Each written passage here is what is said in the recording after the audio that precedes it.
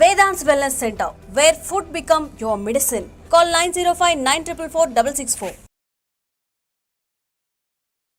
Hi sir, ఎలా ఉన్నారు? ఓం నమో వెంకటేశాయ. వెంకటాది సంస్థానం బ్రహ్మాండే నాస్తికించిన వెంకటేశ సమోదేవో నా భూతో నా భవిష్యతి. అది ఎందుకు చెప్పారు సార్? ప్రపంచం మొత్తంలో తిరుమల లాంటి ప్రదేశము ఎక్కడా ఉండదు, అక్కడ ఉన్నంత మనశ్శాంతి ప్రపంచంలో ఎక్కడా ఉండదు అని దాని సారాంశం. దానికి ఇంటర్వ్యూకి సంబంధం ఏమైనా ఉందా? నాగ చైతన్య శోభిత జాతకాన్ని మీరు చెప్పడం జరిగింది కదా, అది తప్పని ఇప్పటికైనా ఒప్పుకుంటున్నారా? వేణుస్వామి జాతకం చెప్పినప్పుడు కామెడీ 2-3 ఏళ్ళైనా మీ జాతకం ఎప్పుడు మారిపోతుంది? మారింది, ఆల్రెడీ మారింది. ఇదే వీడియో కింద మళ్ళీ పెడతాడు ఎవడో, మళ్ళీ వచ్చిన వారా పంది అని పెడుతుంది. ఒక హీరోయిన్ని తయారు చేయాలి అంటే ఎలా తయారు చేయాలో నాకు తెలుసు, ఒక హీరోని సూపర్ స్టార్ని ఎలా చేయాలో నాకు తెలుసు. ఎలా చేస్తారు మీరు? పూజలతోనే అయిపోతుంది. అంటే వాళ్ళకి టాలెంట్ అవసరం లేదు. అసలు టాలెంట్ అనేది ఇండస్ట్రీలో దానంత అమ్మాయిలు ఎందుకు వచ్చి చేయించుకుంటుంటారు పూజలు? ఒక రాజు కావాలంటే రాజ్యం కావాలి, ఒక రాణి కావాలంటే అర్థం కాదు. అమ్మాయిలకు బ్రెయిన్ కంటే కూడా వాళ్ళ సడన్గా ఇప్పుడు సెలబ్రిటీలు అందరూ బెట్టింగ్ యాప్లు ఇరుక్కుంటున్నారు. 2025 సంవత్సరంలో సెలబ్రిటీ అనే ప్రతి ఒక్కడు ఏదో సమస్య ఇరుకుతాడు. అది అల్లు అర్జున్తోనే స్టార్ట్ అయింది. ఇప్పుడు రేపు పొద్దున ఈ 11 మంది కూడా వేణుస్వామి గారు చేసిన తప్పులకి నలిగిపోతూ ఆయన మీద జరుగుతున్న ట్రోల్స్ తీయించడానికి లక్షలు ఖర్చు పెడుతున్నాడనే పబ్లిక్లో టాక్ అనేది నడుస్తుంది. నేను పిచ్చినా కొడుకునా, నేను ఆస్ట్రాలజీలో కానీ బ్రాహ్మణ్ కమ్యూనిటీలో కానీ నేను సన్నీ లియోను. నేను నా బట్టలు నేనే ఇప్పుకుంటా, నేను ఎవరిని ఇప్పనియా.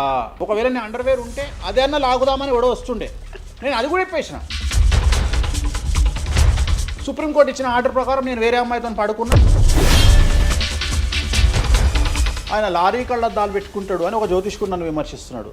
అంటే అరే లారీ కళ్ళద్దాలు అది కొనాలంటే ఎంత ఉంటే ఇంకా నువ్వు దాని గురించి మాట్లాడితే నువ్వు ఇక వాడిని కుక్క కంటే హీనంగా నేను చూడాలి తప్ప వాని పాన్ ఇండియా ఆస్ట్రాలజీ 100% తప్పేముంది. యుఎస్, దుబాయ్ అవన్నీ వెళ్తున్నారంట. కామాఖ్యలో నాన్ వెజ్ ఉండదు, లిక్కర్ ఉండదు అని చెప్పి పబ్లిసిటీ చేశారు. అక్కడికి వెళ్ళే వాళ్ళు క్షుద్ర పూజలు వీళ్ళు వాళ్ళు వెళ్తుంటారు. శ్రీకాళహస్తిలో రేవంత్ రెడ్డి గారి గురించి మాట్లాడారు కాబట్టి ప్రెసెంట్ జనాల్లోని నెగిటివిటీ అని. రేవంత్ రెడ్డి జైలుకు వెళ్ళడానికి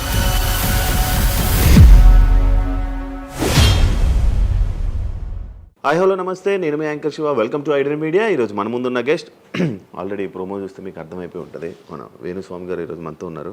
నేను గత 2-3 సంవత్సరాల నుంచి అనుకుంటున్నాను అసలు వేణుస్వామి గారిని కలవాలి, ఒకసారి మనం మాట్లాడాలి, మనం కూడా ఇంటర్వ్యూ చేయాలి, కొన్ని విషయాలు తెలుసుకోవాలి అని నేను చాలాసార్లు ప్రయత్నించాను, బట్ అవ్వలేదు. ఫైనల్గా ఇప్పుడు అయ్యింది. అదే కాకుండా మరి కొన్ని రోజులు ఉగాది రానుంది, దాని గురించి రాశి ఫలాలు అండ్ కొత్త విషయాలు ఆయన మాటల్లోనే తెలుసుకునే ప్రయత్నం అయితే చేద్దాం. హాయ్ సార్, ఎలా ఉన్నారు? ఓం నమో వెంకటేశాయ. వెంకటాది సంస్థానం బ్రహ్మాండే నాస్తికించిన వెంకటేశ సమోదేవో నా భూతో నా భవిష్యతి. సూపర్. అది ఎందుకు చెప్పారు సార్? ఇప్పుడు వెంకటాద్రి సంస్థానం బ్రహ్మాండే నాస్తికించిన వెంకటేశ సమోదేవో నా భూతో నా భవిష్యతి అంటే కలియుగ దైవమైనటువంటి ప్రోటోకాల్ దైవమైనటువంటి వెంకటేశ్వర స్వామి వారు లాంటి భగవంతుడు, దేవుడు ఇక రాడు, రాలేడు, రాబోడు. అలాగే ప్రపంచం మొత్తంలో తిరుమల లాంటి ప్రదేశము ఎక్కడా ఉండదు, అక్కడ ఉన్నంత మనశ్శాంతి ప్రపంచంలో ఎక్కడా ఉండదు అని దాని సారాంశం. దానికి ఇంటర్వ్యూకి సంబంధం ఏమైనా ఉందా? నేను ఫాలో అయ్యేది శ్రీ వెంకటేశ్వర స్వామిని, కామాఖ్య అమ్మవారిని. సో మనం ఏదైతే జనరల్గా మాట్లాడతామో ఆ మాట్లాడే సందర్భంలో ఈ జనరల్గా నాకు ఇప్పటి వరకు గత 20 సంవత్సరాల నుండి ఏ ఇంటర్వ్యూలో కూడా పేపరు పెన్ను ప్రిపేర్ అవ్వడము, పేపర్లు పెన్నులు పెట్టుకొని వచ్చి కూర్చోవడము అలవాట్లేదు. సో నేను కూర్చొని మాట్లాడింది అంతా కూడా ఆ స్వామి అమ్మవారు మాత్రమే పలికిస్తారు. సో నేను మాట్లాడే ప్రతి మాట నాకు సంబంధం లేదు, ఎందుకంటే మీరు అబ్జర్వ్ చేసిరు నా దగ్గర ఏ పెన్ను లేదు, పేపర్ లేదు. మీరు ఏం అడుగుతారో నాకు తెలియదు, నేను మీతో ఈ ప్రశ్నలు అడగాలని నేను ఇంతవరకు చెప్పలేదు. సో మీరు ఏం అడుగుతారో మీ ఐక్యూ లెవెల్ని బట్టి ఉంటుంది. సో నాకు ఆన్సర్ చేసేది స్వామి అమ్మవార్లు ఆన్సర్ చేస్తారు. సో అది చెప్పి ఇంటర్వ్యూలో కూర్చోవడం నాకు అలవాటు. సో ఏదైనా మీరే పలికిస్తారు అనేటువంటి బ్లైండ్ నమ్మకంతో, గుడ్డి నమ్మకంతో ఆ స్వామిని అమ్మవారిని నమ్ముకొని కూర్చుంటాను ఇంటర్వ్యూలో.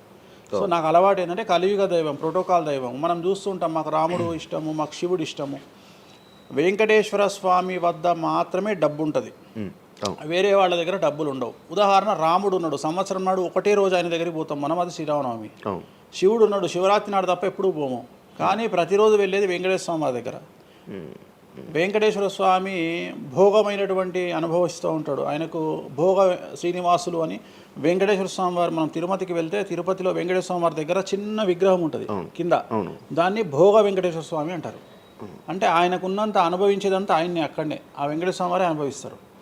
సో అందుకని ఆయనకు అంత లగ్జరీ లైఫ్ ఉంటుంది. సో లక్ష్మి కూడా వెంకటేశ్వర స్వామి వారి దగ్గరనే ఉంటుంది. అంటే మన కలియుగంలో ప్రోటోకాల్ దైవం అంటే వెంకటేశ్వర స్వామి. డబ్బును ఎంజాయ్ చేయాలి, డబ్బు రావాలి, లగ్జరీస్ అంటే వెంకటేశ్వర స్వామి. అందుకనే వెంకటేశ్వర స్వామి వారి మాట తీసుకొని మాత్రమే నేను ఇంటర్వ్యూని స్టార్ట్ చేస్తాను. మీకు డబ్బు రావాలని? ఎవరికి? మీకు. నాకు డబ్బు వచ్చింది ఆల్రెడీ, ఎనఫ్. ఎలా వచ్చింది? ఎలా సంపాదించారు? సంపాదించాలనే కసి ఉంటుంది కాబట్టి సంపాదిస్తాం. అంటే నేను ఎలా నమ్ముతా అంటే, ఒక సామెత ఉంటుంది, వీడి జాతకమే బాగుంటే వీడి జాతకాలు ఎందుకు చెప్పుకుంటాడు. సో నా జాతకం బాగుంది అని ప్రూవ్ చేసుకోవడానికి the first ever astrologer range rover వాడేటువంటి జ్యోతిష్కుడు నేను ఒక్కనే ఇండియాలో. సో అన్ని లగ్జరీస్ లైఫ్లో ఎంజాయ్ చేస్తేనే వేరే వాడికి మనం మాట్లాడేటువంటి రైట్స్ ఉంటాయి అనేటువంటిది ఉద్దేశం నాది. ఓకే, ఎగ్జాంపుల్ చెప్తా. ఒక తండ్రి ఒక 10 ఫోటోలు, ఒక Tendulkar photo, Modi photo, Amit Shah photo, ఒక ప్రముఖ హీరోయిన్ నయనతార ఫోటో, లేకపోతే ఒక రేవంత్ రెడ్డి ఫోటో, చంద్రబాబు నాయుడు ఫోటో, ఇట్లన్నీ తీసుకెళ్ళి పెట్టి ఇంట్లోకి వెళ్ళి తన కొడుకును పిలిచి, ఈ ఫోటోల్లో నువ్వు ఎవరు కావాలనుకుంటున్నావు అని అడిగితే వాడు అక్కడ ఉన్నటువంటి ఫోటోల్లో ఏదో ఒక ఫోటో పిక్ చేసుకుంటాడు. కానీ ఏ కొడుకు కూడా నీలాగా కావాలనుకుంటున్నా నాన్న అని చెప్పాడు. ఆ సిగ్గు వీడికి ఉండదు, అలా పెంచగలిగినటువంటి తత్వం వీడికి ఉండదు. సో నేను ఆ టైపు కాదు. నా కూతురు కానీ నా కొడుకు కానీ నీలాగా పెరగాలి నాన్న, నీలాగా నేను ఒక రోల్ మోడల్ అయితే నాన్న అనిపించుకునేటువంటి పరిస్థితి ఉన్నది. మీ ఫోటో కూడా పెడతారు అక్కడ? పెట్టను, నేను అసలు పెట్టను. నా కూతురే ఇవన్నీ నాకు వద్దు అని ఇట్లా పక్కకు జరిపి నేను నీలాగా తయారవుతా అని చెప్తుంది నా కూతురు. So that is my aim. So aim కదా సక్సెస్. నేను ఇవాళ నా కూతురు నన్ను చూస్తే నా తండ్రి నాకు రోల్ మోడల్ అని చెప్తుంది. రోల్ మోడల్ అని చెప్పాలంటే అన్ని రకాలుగా ఉండాలి. మనము ఒక కూతుర్ని చూసుకునే విధానంలో ఉంటుంది, ఒక భార్యను చూసుకునే విధానంలో ఉంటుంది. అలాగే సామాజికంగా మనం మన కూతురికి ఏమి ఇస్తున్నామో, కొడుకుకి ఏమి ఇస్తున్నాము, సమాజంలోకి వాళ్ళని ఎట్లా వదులుతున్నాము అనేటువంటిది కూడా అది ముఖ్యమైనటువంటి విషయం. సో ఇవన్నిటికీ సంసిద్ధతను వ్యక్తం చేయాల్సినటువంటి పరిస్థితి, వీటిని తయారు చేయాల్సినటువంటి పరిస్థితి నా మీద ఉంటుంది. సో నన్ను ఫస్ట్ ఎవరు కూడా క్వశ్చన్ చేయడానికి వీలు లేదు. అంటే నా దగ్గరకు వచ్చేవాడు, వేణుస్వామి నీ జాతకం బాగుంటే నువ్వు జాతకాలు ఎందుకు చెప్పుకుంటావు. సో ఇప్పుడు నేను ఒక హీరోయిన్ని తయారు చేయాలి అంటే ఎలా తయారు చేయాలో నాకు తెలుసు. అంటే ఆమె జాతకంలో యోగం ఉంటే ఆమెను సూపర్ స్టార్ని ఎలా చేయాలో నాకు తెలుసు, ఒక హీరోని సూపర్ స్టార్ని ఎలా చేయాలో నాకు తెలుసు. సో ఎలా చేస్తారు మీరు? పూజలతోనే అయిపోతారా? పూజలతోనే అయిపోతారు. అంటే వాళ్ళకి టాలెంట్ అవసరం లేదు? వాళ్ళకి టాలెంట్ జాతకం ఉంటేనే అంటున్నా కదా, యోగం ఉంటేనే అవుతారు కదా. జాతకంలో ఉంటుందని ఉంటుంది, ఒకవేళ ఉన్నదని మనకు కనిపించింది. అవును, వాళ్ళకి ఒకవేళ టాలెంట్ లేకపోతే అసలు టాలెంట్ అనేది ఇండస్ట్రీలో ఎవరికీ ఉండదు. Practice makes perfect. ఓకే, దానంత పనికి మాలిన మాట ఇంకోటి లేదు. శివ రాగానే ఫస్ట్ ఇంటర్వ్యూలోనే ఇరగదీయడు. శివ 1వ ఇంటర్వ్యూకు, శివ 100వ ఇంటర్వ్యూకు నక్కకు నాగలో అనుకున్నంత తేడా ఉంటుంది. మరి శివ ఫస్ట్ ఇంటర్వ్యూలోనే టాలెంట్ ఇరగదీసిండా? Practice makes perfect. అంత ఛాన్స్ ఇవ్వట్లేదు కదా ఇప్పుడు ఇండస్ట్రీలో. ఎవరు ఇక్కడికి వచ్చి ప్రాక్టీస్ చేసుకుంటామంటే ఛాన్సులు రావట్లేదు కదా. ఆటోమేటిక్గా టాలెంట్ అనేది మనము ప్లే చేస్తున్న రోల్స్ను బట్టి వస్తుంది. డైరెక్ట్గా అల్లు అర్జున్ గంగోత్రి సినిమాలో చూసిన అల్లు అర్జున్కు, పుష్ప 3లో చూసిన అల్లు అర్జున్కు కోడిపిల్ల లెక్క కళ్ళు తిరిగి కింద పడతాం అందరం. ఆయన హావభావాలు కానీ, ఆయన ముఖవర్చస్సు కానీ, గంగోత్రి సినిమాలో ఉన్నటువంటి అల్లు అర్జున్కు, పుష్ప 3కి. మరి గంగోత్రిలోనే పుష్ప 3 లాగా ఎందుకు లేడు అల్లు అర్జున్ అంటే? మరి అప్పుడు టాలెంట్ లేదా? సో ఇక్కడ ప్రాక్టీస్ మేక్స్ పర్ఫెక్ట్. అంటే కొన్ని పనికి మాలినటువంటి మాటలు మాట్లాడేటువంటి ఎప్పుడో 50 ఏళ్ళ కింద సామెతలను తీసుకొచ్చి రుద్దే ప్రయత్నం చేస్తారు. సో ఇక్కడ టాలెంట్ అనేది పక్కన పెడదాం, అవకాశం ముఖ్యం. నువ్వు టాలెంట్ ప్రూవ్ చేసుకోవాలంటే అవకాశం ముఖ్యం.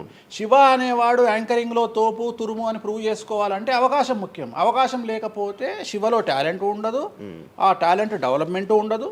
సో ఇక్కడ ఏంది అంటే అవకాశాలు రావడం కోసం మనం ప్రయత్నం చేస్తాం. ఒక సీఎం సీట్ ఎక్కడం కోసం సీఎం ఏం చేస్తాడు అని తెలవాలి అంటే సీట్ ఎక్కాలి. సీట్ ఎక్కిన తర్వాత సీఎంగా ఈయన పనికొస్తాడా రాడని డిసైడ్ అవుతుంది. అట్లనే ఒక అమ్మాయి హీరోయిన్ అయిన తర్వాత ఈ అమ్మాయికి అంత సీన్ ఉందా లేదా అనే విషయం తెలుస్తుంది. సో మనం కనుక నయనతారని తీసుకున్నా, సమంతని తీసుకున్నా, ఏ హీరోయిన్ తీసుకున్నా, ఏ హీరోని తీసుకున్నా వాళ్ళ ఫస్ట్ సినిమాకు, వాళ్ళ 3వ సినిమాకు, వాళ్ళ 30వ సినిమాకు ఎక్స్ట్రీమ్ చేంజెస్ ఉంటాయి. సో ఇవన్నీ ఎట్లా వస్తున్నాయి అంటే ఫస్ట్ సినిమాకి టాలెంట్ లేదు, వాళ్ళు సానబట్టబడతారు. వాళ్ళకు వచ్చేటువంటి క్యారెక్టర్ల ద్వారా వాళ్ళు ఆ లెవెల్కి వస్తారు. అట్లనే ఒక గ్రామస్థాయి సర్పంచ్ నుండి స్టార్ట్ అయినటువంటి వ్యక్తి వాళ్ళ రాష్ట్రానికి తెలంగాణకు ముఖ్యమంత్రి అయిన రేవంత్ రెడ్డి అంటే ఆయన ప్లానింగు, ఆయన ఎట్లా చేయాలి, ఎట్లా సీఎం కావాలి అనే ఆలోచనల ద్వారా ఇక్కడికి వచ్చిండు.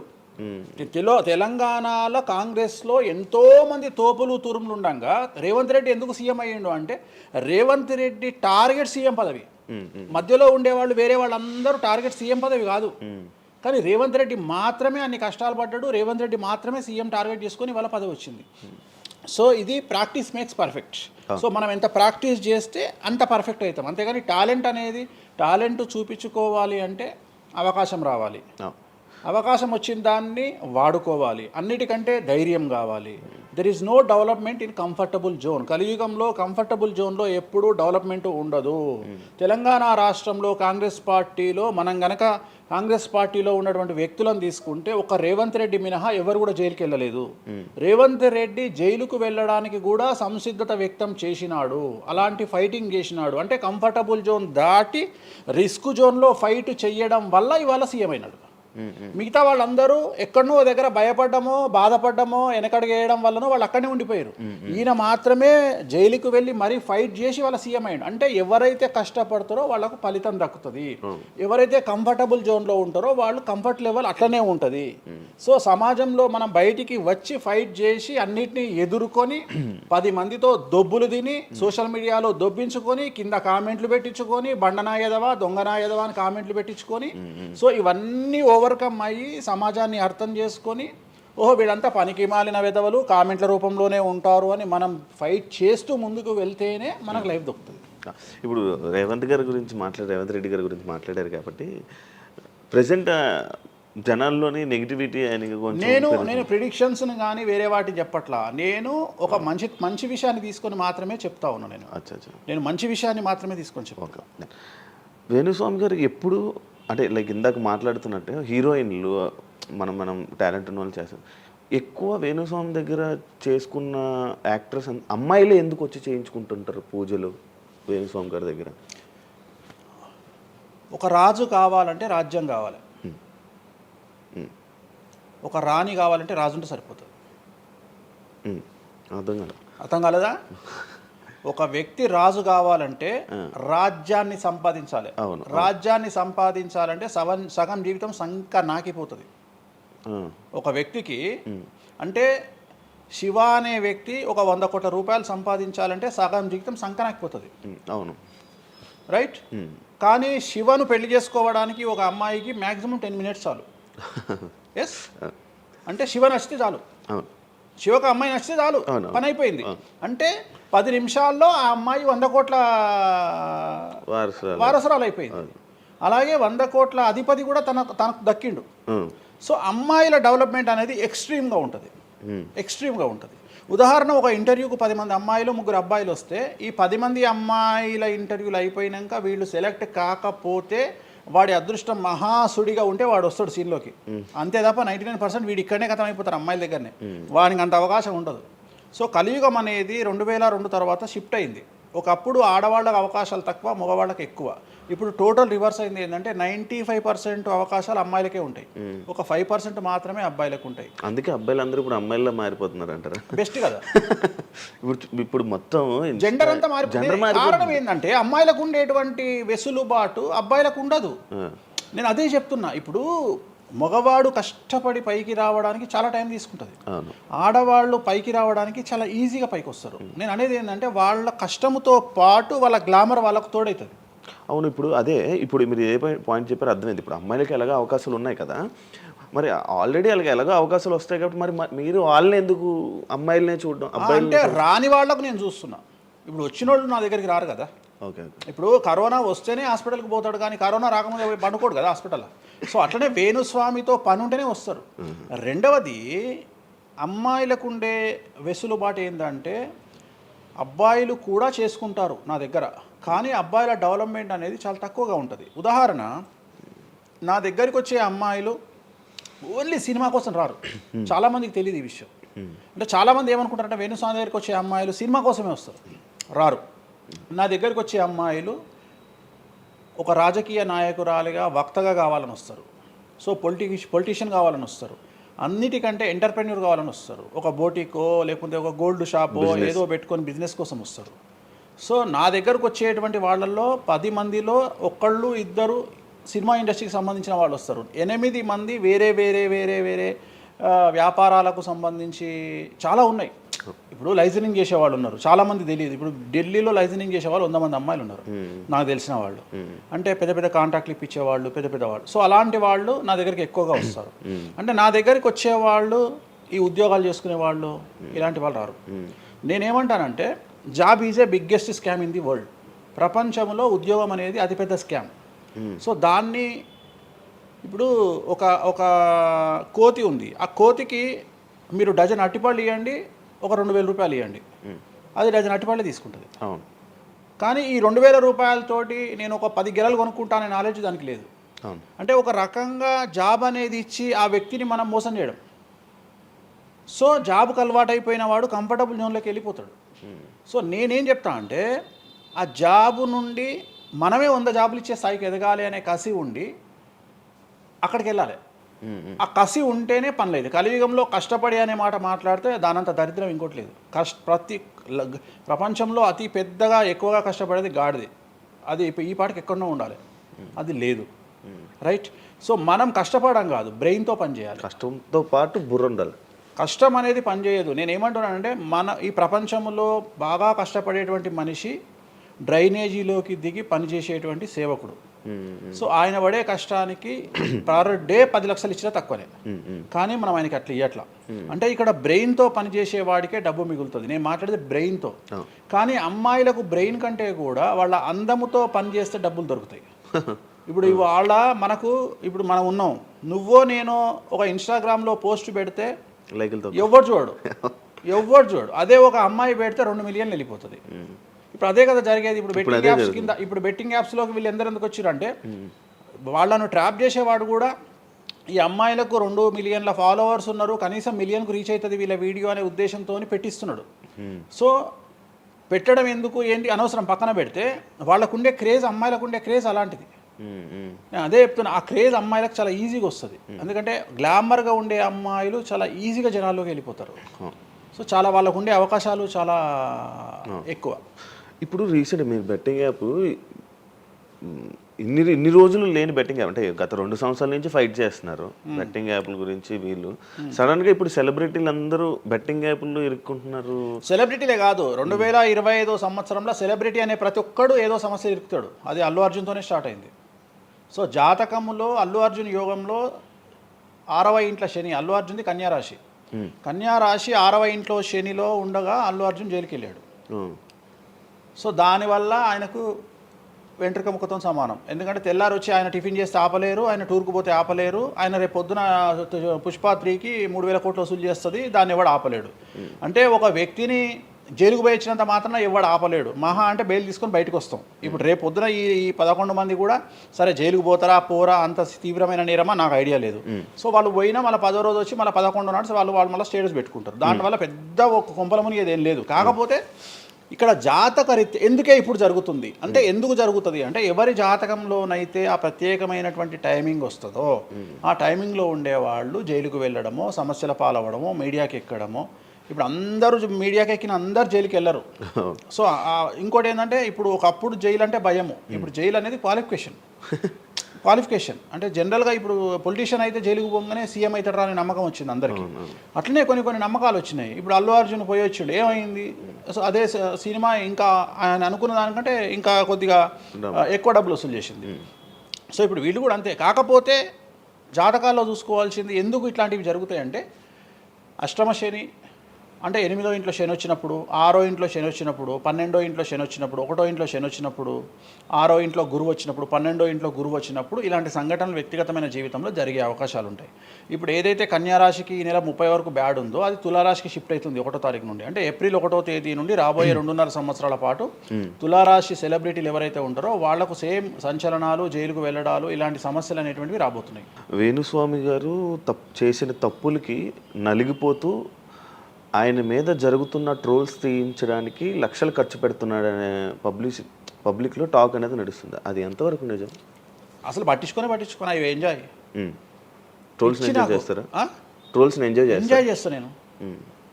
ట్రోల్స్ని ఎంజాయ్ చేస్తాను నేను. ఎందుకు అంటే నేను నమ్మేది ఏంటంటే any publicity is good publicity అని నమ్మే వ్యక్తిని నేను. బ్యాడ్ ఆర్ గుడ్ పబ్లిసిటీ నేను అనే పాయింట్ ఏంటంటే ఒక అంబానీ ఫ్యామిలీ పెళ్లిళ్ళు చేసుకున్నారు, 5,000 కోట్లు ఖర్చు పెట్టి పెళ్లిళ్ళు చేసుకోవడానికి ప్రధానమైన కారణం ఏంది? పబ్లిసిటీ పిచ్చి. వేణుస్వామికి 500 కోట్ల పబ్లిసిటీ ఫ్రీకి వచ్చినప్పుడు ఎందుకు వద్దంటాడు? పిచ్చినా కొడుక వేణుస్వామి అన్న కాదు కదా. ఒక ప్రైమ్ టైంలో 7 గంటలకు నేను ఒక ఛానల్లో అరగంట షో కొనాలంటే నాకు కనీసం ₹1,00,000 అవుతుంది. నేను పిచ్చినా కొడుకునా? నాకు వచ్చే పబ్లిసిటీ ఎంత ఎక్స్ట్రీమ్ పబ్లిసిటీ వస్తుంది. నేను ఎప్పుడు బాధపడతా? నా లైఫ్ డిస్టర్బ్ అయినప్పుడు బాధపడతా, నా ఫైనాన్షియల్ రూట్ ఆగిపోయినప్పుడు బాధపడతా. ఇప్పుడు నేను 12వ సంవత్సరంలో సినిమా ఇండస్ట్రీకి వచ్చిన. నా కమాండింగే మీడియా, నా కమాండింగే సినిమా ఇండస్ట్రీ, నా కమాండింగే పొలిటికల్, నా commanding all aspects of life. అలాంటి నేను నా జాతకాన్ని అంటే ఏం తెలియకుండానే బ్లైండ్గా వచ్చి మీడియా ముందర మాట్లాడేసి దొబ్బులు తిని వెళ్ళిపోదాం అనుకుంటున్నా? అంటే నాకంటూ కొన్ని క్లారిఫికేషన్స్ ఉంటాయి కదా. ఇప్పుడు ఉదాహరణ, ఇప్పుడు ఒక వ్యక్తి మీద ఒక లీగల్ అలిగేషన్ వచ్చినప్పుడు వాడు యాంటిసిపేటరీ బెయిల్ తీసుకుందామా, లాయర్ను మాట్లాడుకుందామా, ఏం చేద్దాం అని ఆలోచిస్తాడు కదా. అట్లనే మనం అడవిలోకి వెళ్ళేటప్పుడు టైర్ పంక్చర్ అయితే ఏం చేస్తామని ఆలోచించుకుంటాం కదా. అట్లనే ఒక అడవిలో ట్రావెల్ చేసినప్పుడు మనం ఆలోచించుకొని ట్యాంక్ డీజిల్ ఫుల్ చేయించుకుంటాం కదా. సో అట్లా నాకు ఉండవు ఆలోచనలు. నేను ఆలోచించుకోకుండానే ఇలాంటి పనులు చేస్తున్నా. సో వేణుస్వామిని దెబ్బ కొట్టాలి అన్నా, ఎవరిని దెబ్బ కొట్టాలన్నా ఫైనాన్షియల్గా దెబ్బ కొట్టాలి. బట్ నేను అవకాశం అవతల వాడికి ఇయ్యాను. కారణం ఏంటంటే ఒక ఎలుకలాగానో ఒక పాములాగానో, ఒక ఎలుక కానీ పాము కానీ తన శత్రువుల దాడి నుండి బయటికి రావాలంటే 7 నుండి 8 బొక్కలు చేసుకుంటుంది ఒక హోల్లో. అంటే ఇటు రాడ్ పెడితే ఇటు వెళ్ళిపోతుంది, ఇటు రాడ్ పెడితే ఇటు వెళ్ళిపోతుంది. సో అట్లనే నేను ఒక 4-5 రకాల ఆర్థిక వనరులను ఏర్పాటు చేసుకున్నా. నా మెయిన్ ఇది కాకుండా ఇంకా 4-5 రకాల ఆర్థిక వనరులను ఏర్పాటు చేసుకున్నా. ఈరోజు దుకాణం బంద్ చేయమంటే ఇదే క్షణంలో దుకాణం బంద్ చేసి కాలు మీద కాలేసుకొని నా పనులు నేను చేసుకుంటా. సో అంత కంఫర్టబుల్ జోన్లో ఉన్నా నేను. సో నాకు టెన్షన్ లేదు. నాకు అంటే నన్ను ఎవడో ఆపేస్తాడు, నేను ఆగేయాలి ఏం లేదు, హ్యాపీగా వెళ్ళిపోతుంది. సపరేట్ బిజినెస్లు ఉన్నాయి నాకు. 190 వ్యాపకాలు ఉన్నాయి నాకు. నన్ను జ్యోతిష్యం నేను 4 నెలలు జ్యోతిష్యం చెప్పుకోకపోతే జ్యోతిష్యం మీద సంపాదించేదానికంటే ఇంకో ₹5 ఎక్కువ సంపాదించుకున్నా. ఇప్పుడు మధ్యలో నేను ఒక 4 నెలలు రెస్ట్ తీసుకొని నాకు వేరే వ్యాపకాలు చూసుకుంటే నాకు ఈజీ, ఎందుకంటే నేను కాన్సన్ట్రేషన్ చేయలేకపోతున్నా. సో ఇప్పుడు నాకు దొరికింది మొన్నటి వరకు, నేను ఆ పని చేసుకున్నా. రెండోది ఉగాదికే కదా నేను మాట్లాడేది, తర్వాత ఏం మాట్లాడతా. రెండోది ఏంటంటే కొన్నిసార్లు మనకు కొన్ని విచక్షణ, కొన్ని జ్ఞానాలు కలుగుతాయి, కొన్నిసార్లు కలుగుతాయి. ఇప్పుడు నాకు కూడా అదే జ్ఞానం కలిగింది. ఎందుకు అంటే ఇక్కడ వ్యాక్యూమ్ నేను కవర్ చేసిన, టాలీవుడ్లో తెలుగులో వ్యాక్యూమ్ కవర్ చేసిన, ఇక్కడ ఏం లేదు. సో నేను వ్యాక్యూమ్ ఇంకా క్లియర్ చేసుకోవాలి, ఇంకా పెంచుకోవాలి అంటే బాలీవుడ్కు పోవాలి, కన్నడ పోవాలి, తమిళ్ పోవాలి. సో అటువైపు నేను కాన్సన్ట్రేషన్ చేస్తున్నా ఎక్కువగా. అందుకని నేను ఇక్కడ సెలబ్రిటీల గురించి చెప్పడం ఆపేసిన, తెలుగు సెలబ్రిటీల గురించి చెప్పడం లేదు. ఇప్పుడు మీరు పాన్ ఇండియా ఆస్ట్రాలజీ 100% తప్పేముంది? అదే విన్నాను రీసెంట్. US, దుబాయ్ అవన్నీ వెళ్తున్నారంట. అంటే దాని అర్థం క్లయింటేల్ ఉందనే కదా. ఇప్పుడు మన యూరప్ పోయి వచ్చిన సరే, ఒక పెద్ద విషయంలో వెళ్ళేసి వచ్చిన చెప్పుకోవాలని లేదు, చెప్పను. క్లయింటేల్ ఉంది. ఆస్ట్రేలియాకి రెగ్యులర్గా ఎవ్రీ 3 months ఆస్ట్రేలియా పోతా, ఎవ్రీ 3 months లండన్ పోతా నా క్లయింటేల్కు. తప్పేముంది? అంటే ఉన్నట్టే కదా, నేను అనేది ఉన్నట్టే కదా. ఇప్పుడు విచక్షణ కలిగిన వాడు ఆలోచిస్తాడు. అంటే వేణుస్వామి మీద ఎందుకు వస్తున్నాయి రూమర్స్, ఎందుకు వేణుస్వామిని టార్గెట్ చేస్తున్నారు, నాకు అనవసరం. వాళ్లకు అవసరం ఉన్నోడు ఎంక్వైరీ చేసుకొని నా దగ్గరకు వస్తాడు. నేను ఇంకోటి అందరికి ఒకటే చెప్తా, నా పాజిటివ్ వీడియోల కంటే నా నెగిటివ్ వీడియోలే చూడండి. ఫస్ట్ జనాలు నన్ను ఎక్కిన వీడియోలు చూడండి, నన్ను దొబ్బిన వీడియోలు చూడండి, నా గురించి నెగిటివ్గా పెట్టిన వీడియోలు చూడండి. అప్పటికే మీకు నా మీద నమ్మకం కలిగితేనే నా దగ్గరికి రండి, లేకపోతే రావద్దు. ఫస్ట్ వాటిని ఎంజాయ్ చేయండి, వాటిని ఫుల్ ఎంజాయ్ చేయండి, చేసి నా దగ్గరికి రండి. అట్లాంటి వాళ్ళే నా దగ్గరకు వస్తారు. అవునా? నాకు అదే కావాలి. చెప్పారా నాకు అదే నాకు టీవీలో ఎప్పుడు కూడా చెప్తున్నా కదా, వాళ్ళు వచ్చిన వాళ్ళు ఎవరైనా వచ్చిన వాళ్ళు చెప్తారు కదా. ఇప్పుడు ఉదాహరణ ఏమంటారు అంటే, ఇప్పుడు కామాఖ్య ఉంది, కామాఖ్యకి వెళ్తే ఇప్పుడు ఎవరో ఒకళ్ళు పబ్లిసిటీ చేసిరు, కామాఖ్యలో నాన్ వెజ్ ఉండదు, లిక్కర్ ఉండదు అని చెప్పి పబ్లిసిటీ చేసిరు. అవును, చెయ్యంగానే నా కామాఖ్య మెట్లెక్కగానే కనిపించేది నాన్ వెజ్, కామాఖ్య మెట్లెక్కగానే కనిపించేది లిక్కరు, గర్భగుడిలో ప్రదర్శనం చేస్తున్నంతసేపు మనకు కనిపించేది నాన్ వెజ్ లిక్కరు. సో అక్కడికి ఇప్పుడు ఎగ్జాంపుల్ చెప్తా. ఇప్పుడు శివ అనే వ్యక్తి కామాఖ్యకి ఇంతవరకు వెళ్ళలేదు. సో ఇప్పుడు ఏమనుకుంటాడంటే, వేణుస్వామి గురించి చెప్పిన ప్రచారాన్ని శివ నమ్ముతాడు. నాకు అదే కావాలి, ఇప్పుడు నమ్మడమే కావాలా. కానీ శివ నెల తర్వాత కామాఖ్యకి వెళ్తాడు. వెళ్ళిన తర్వాత ఎక్కడ చూసినా అడుగున నాన్ వెజ్ లిక్కర్ కనిపిస్తుంది శివకు. శివకు లాస్ట్కు ప్రసాదం కూడా నాన్ వెజ్ ఇస్తారు, ప్రసాదం కూడా లిక్కరే ఇస్తారు. అంటే తాగున ఆయన అని చెప్పి చేతిలో పోస్తారు. అంటే తీర్థంలో లిక్కర్ పోసి మీకు తీర్థం ఇస్తారు, మీరు తీర్థం తాగుతారు, లిక్కర్ పోసిరు. అప్పుడు ఒకసారి మీకు గుర్తొచ్చేది ఎవరు? వేణుస్వామి. ఓహో, వేణుస్వామి చెప్పింది 100% నిజము. అంటే మనం మూర్ఖులము, ఇన్ని రోజులు నమ్మింది, మనం తప్పు చేసినాం వేణుస్వామి విషయంలో అని. అక్కడికి వెళ్ళే వాళ్ళు క్షుద్ర పూజలు వీళ్ళు వాళ్ళు వెళ్తుంటారు. అసలు క్షుద్రం అంటే ఏంది? క్షుద్ర పూజలు శ్మశానంలో చేస్తారు. ఇవి వామాచార పూజలు. మందులలో, అలోపతి మందుల్లో రెగ్యులర్ మందులు స్టిరాయిడ్స్ లాగా స్టిరాయిడ్స్ అనేవి ఇవి. సో నాలెడ్జ్ లేకపోతే నిమ్మకాయలు పెట్టిన ప్రతి చోట క్షుద్ర పూజ అంటే, శ్రీకాళహస్తిలో నిమ్మకాయలతోనే పూజ చేస్తారు. క్షుద్ర పూజ నాది అంటే వేణుస్వామి పూజలు చేయడం క్షుద్ర పూజలు, వామాచార పూజలు. వామాచార పూజలు నేను అనేది ఏంటంటే, నేను అది ఇప్పుడు ఇందాక అదే చెప్పిన, అనేవాడు ఫిల్టర్ లేకుండా ఎన్నన్నా అనుకొని, ఒకవేళ అట్లా అనుకుంటే వేణుస్వామి క్షుద్ర పూజలు చేస్తే సోషల్ మీడియాలో ఎందుకు పెట్టుకుంటాడు? నా లైఫ్లో నేను చెప్పేది ఒకటే, నేను ఆస్ట్రాలజీలో కానీ బ్రాహ్మణ్ కమ్యూనిటీలో కానీ నేను సన్నీ లియోను. నేను నా బట్టలు నేనే ఇప్పుకుంటా, నేను ఎవ్వరిని ఇప్పనియ్యా, నా బట్టలు నేనే ఇప్పుకుంటా. నేను దొంగతనంగా ఇవాళ వరకు పూజ చేసినా, దొంగతనంగా చెయ్యలేదు. పైన పూజ అవుతుంది, మీరు కెమెరా తీసుకొని పోయి పెట్టుకోండి. నాన్ వెజ్ పెట్టిర్రు, లిక్కర్ పెట్టిర్రు, పైన పూజ అవుతుంది. సో మీ ఇష్టం వచ్చినవి తీసుకోండి. నేను శాస్త్రానికి విరుద్ధంగా చేస్తే అమ్మవారు నన్ను సర్వనాశనం చేస్తుంది. నాకెవడన్నా అడ్డొచ్చి అనవసరంగా అమ్మవారిని బద్నాం చేస్తే వాడు సర్వనాశనం అవుతాడు. Simple logic. ఇంట్లో పెద్ద ఏం లేదు, ఇంట్లో నేను పెద్ద గొప్పగా చెప్పుకునేదే లేదు. వామాచారాన్ని క్షుద్ర పూజలుగా భావించి మాట్లాడుకుంటే మీ కర్మ. ఇంకోటి, నేను ఎందుకు లైవ్లో పెడతా పూజలన్నీ? ఎందుకు పెడుతున్నా అంటే, నేను చేసేటి సక్రమమైనటువంటివి కాబట్టే పెడుతున్నా. ఇంకోటి, ఎక్స్ప్లోర్ చేసేవాడికి తెలుస్తాయి ఇవన్నీ. కామాఖ్య పోవాలంటే పోయేటప్పుడు 15,000, వచ్చేటప్పుడు 15,000, 30,000 రూపాయల ఫ్లైట్ టికెట్ ఎక్కి పోవాలి. ఒకప్పుడు 4,000 రూపాయల ఫ్లైట్ టికెట్ ఉంది వేణుస్వామి ప్రచారం చేయక ముందుకు. వారానికి ఒక్క ఫ్లైట్ ఉండే గౌహతికి. ఇవాళ ప్రతిరోజు పోవడానికి 3 ఫ్లైట్లు, రిటర్న్ రావడానికి 4 ఫ్లైట్లు వేణుస్వామి వల్ల ఏర్పడ్డాయి. ఇవాళ తెలుగు, మీరు కామాఖ్య టెంపుల్కి వెళ్తే ప్రతి 10 మందిలో 5 తెలుగు వాళ్ళే ఉంటారు, కర్ణాటక వాళ్ళు ఉంటారు, తమిళ వాళ్ళు ఉంటారు. సో ఇంత స్ప్రెడ్ అయింది కామాఖ్య. సో రెండవది, తెలియకుండా మాట్లాడే వాళ్ళ గురించి నేను మాట్లాడా, ఎక్స్ప్లోర్ చేసి మాట్లాడే వాళ్ళ గురించి నేను మాట్లాడతాను. మీరు కామాఖ్యకి వెళ్తే ఇప్పుడు గోవాలో ఏముంటుంది? మందు ఉంటుంది. ఉదాహరణ, బ్యాంకాక్ అనగానే ప్రతి నా కొడుకు మాట్లాడేది ఏంది? మసాజ్. హైదరాబాద్ కంటే గొప్పగా ఉంటుందా బ్యాంకాక్? నాకు తెలియదు. ఇండియా కంటే గొప్పగా ఉంటుందా బ్యాంకాక్? మరి ఇప్పుడు అట్లాంటప్పుడు ఆడవాళ్ళు ఎందుకు పోతున్నారు? ఇప్పుడు బ్యాంకాక్కు ఆడవాళ్ళు విపరీతంగా పోతున్నారు. అంటే బ్యాంకాక్లో మసాజ్ కాకుండా బీచెస్, వైట్ శాండ్ బీచెస్ చాలా ఫేమస్, ఫ్రూట్స్ ఫేమస్, చెట్లు ఫేమస్, ఎంటర్టైన్ చేసే ప్లేసెస్ చాలా. అంటే మూర్ఖులు, నాలెడ్జ్ లేని వాళ్ళు బ్యాంకాక్ గురించి తప్పుగా మాట్లాడతారు. అట్లనే మన దగ్గర పెద్దాపురం ఉంది. పెద్దాపురం గురించి అదేనా ఇక దాని అర్థం? పెద్దాపురంలో బుట్ట భోజనం చాలా ఫేమస్. నేను ఎక్కడికి వెళ్ళిపోయాను. పెద్దాపురం అని ఉంది, బుట్ట భోజనం ఉంది. పెద్దాపురంలో బుట్ట భోజనం నాకు ఇష్టము, కొంతమందికి వేరే ఇష్టం. అంటే నేను అనేది ఏంటంటే, మీ ఇష్టం వచ్చినట్టు. ఇప్పుడు చిలకలూరుపేట అని పేరు, అంత మాత్రం తప్పు పడతామా? అంటే మూర్ఖపు వేదవాళ్ళు మాట్లాడే మాటలకు నేను తీసుకోవాల్సినటువంటి పని నాకు లేదు.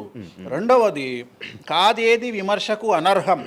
అంటే వేణుస్వామి దగ్గర విషయం ఉంది, వేణుస్వామి సెలబ్రిటీ కంటెంటు, లేదా వేణుస్వామిని ట్రోల్ చేసినా, వేణుస్వామిని తిట్టినా, వేణుస్వామి గురించి సబ్జెక్టు పెట్టినా, కనీసం మనకు ఒక వీడియోతోని ఒక 5 జీతాలు వెళ్తాయి అనేటువంటి నమ్మేటువంటి ప్రజల గురించి నేను మాట్లాడను. ఎందుకంటే నా వల్ల వాళ్ళ జీతాలు వెళ్తున్నప్పుడు నేను సంతోషపడతా. నా వల్ల జీతాలు వెళ్తున్నప్పుడు నేను ఎంత తిడితే నాకు అంత ఆనందం. ఎందుకంటే వేణుస్వామి మంచోడు అని చెబితే ఎవడు చూడడు. వేణుస్వామిని తిడితే 5 లక్షలు చూస్తారు.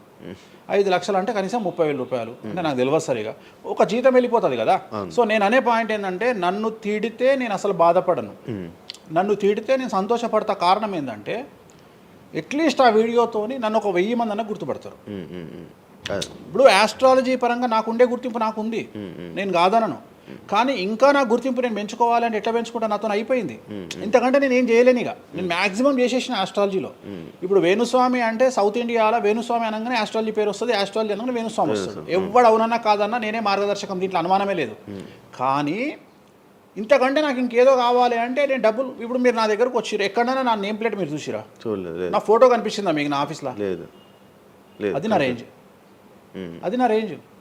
నాకు విజిటింగ్ కార్డు ఉండదు, నాకు విజిటింగ్ కార్డు ఉండదు, నాకు నేమ్ ప్లేట్ ఉండదు, నాకు నా ఫోటో ఉండదు ఎక్కడ. అమ్మవారి ఫోటోలు, వెంకటేశ్వర ఫోటోలు తప్ప నా పర్సనల్ ఫోటోలు నేను ఎక్కడ పెట్టుకోను. మీరు నన్ను వేణుస్వామి కాదు ఎల్లయ్య అన్న నేను యాక్సెప్ట్ చేస్తాను.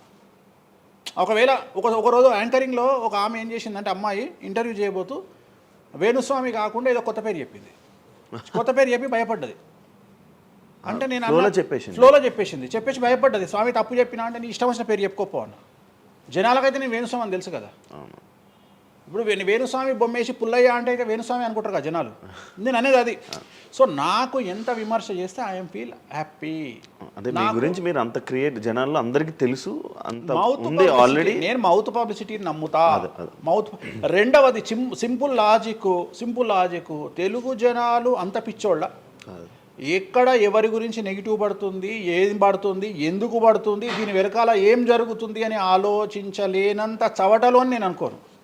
ప్రతి యాడ్ను క్షుణ్ణంగా పరిశీలిస్తారు, ప్రతి టీవీలో టెలికాస్ట్ అయ్యే ప్రతిదీ క్షుణ్ణంగా పరిశీలిస్తారు, దీని వెనక వీళ్ళ మోటో ఏంది అనేది కూడా ఆలోచిస్తారు. సో చాలా సింపుల్గా అనలైజ్ చేస్తారు.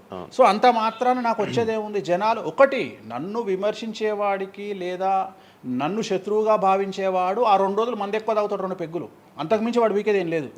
రెగ్యులర్గా తాగే మందు కంటే 2 పెగ్గులు ఎక్కువ తాగుతాడు, 2 ముక్కలు ఎక్కువ తింటాడు, ఎందుకంటే అబ్బా వేణుస్వామికి ఏదో అయిపోయింది అని. కానీ అంతకుమించి జరిగేది ఏముంటుంది, వేణుస్వామి మర్డర్ చేసినా, మానభంగం చేసినా రాజ్యాంగానికి అతీతంగా లోపలికి పోతాడు. అది కాకుండా 19(1) ప్రకారమే ఎవరికైతే జనాలకు స్వేచ్ఛ మాట్లాడే హక్కు ఉందో దాన్ని బేస్ చేసుకొని వేణుస్వామి మాట్లాడతాడు తప్ప వేణుస్వామి రాజ్యాంగాన్ని మీరి ప్రవర్తించేటువంటి పరిస్థితి లేదు. రాజ్యాంగానికి లోబడి ప్రవర్తిస్తాడు.